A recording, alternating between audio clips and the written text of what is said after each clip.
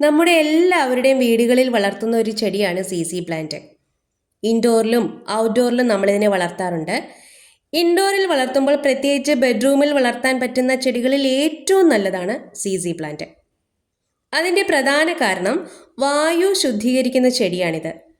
തന്നെയുമല്ല, രാത്രിയിലും ഈ ചെടി ശുദ്ധവായു നൽകുന്നു. സാധാരണ സസ്യങ്ങളെല്ലാം തന്നെ രാത്രിയിൽ പുറത്തേക്ക് വിടുന്നത് അശുദ്ധവായുവായ കാർബൺ ഡൈ ഓക്സൈഡാണ്. ആൽമരത്തിൻ്റെയൊക്കെ ചുവട്ടിൽ രാത്രികാലങ്ങളിൽ കിടന്നുറങ്ങരുതെന്ന് പറയാൻ കാരണം തന്നെ ഇതാണ്.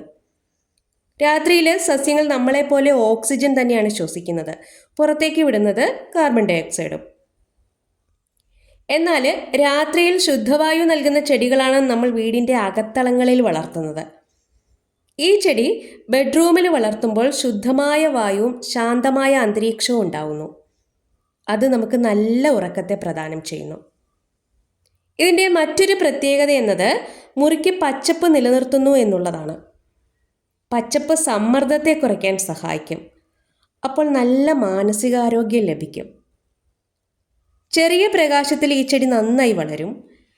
ഈ ചെടിയുടെ അട്രാക്റ്റീവ് എന്ന് പറയുന്നത് ഇതിൻ്റെ തിളക്കമുള്ള ഇലകളാണ്. ഈ ഇലകൾ ആഴ്ചയിൽ 2 പ്രാവശ്യമെങ്കിലും തുടച്ചു വൃത്തിയാക്കണം. ഈ ചെടി മാത്രമല്ല, ഇൻഡോറിൽ വളർത്തുന്ന ഏത് ചെടിയാണെങ്കിലും അതിനെ വേണ്ട വിധത്തിൽ പരിപാലിച്ചെങ്കിൽ മാത്രമേ നമുക്ക് അതിൽ നിന്നുള്ള ബെനിഫിറ്റ്സ് കിട്ടുകയുള്ളൂ.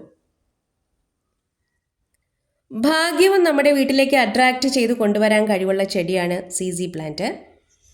ഇവയൊക്കെ വെച്ചതുകൊണ്ട് കാര്യമില്ല.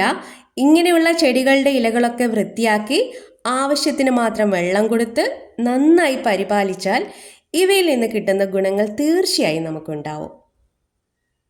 വീഡിയോ ഇഷ്ടമായാൽ ഒരു ലൈക്ക്.